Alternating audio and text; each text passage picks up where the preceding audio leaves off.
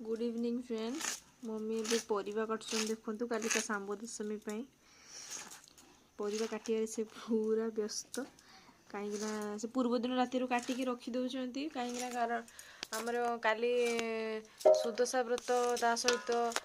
सांब दशमी दीटा पूजा तेणु कि से पूर्व दिन काटिकी रखिदौं आंबिला तरकारी केत समय लगे मम्मी आहरी घंटे बहुत सारा परिवा नहीं जाती से विभिन्न प्रकार थंडा मते बहुत ही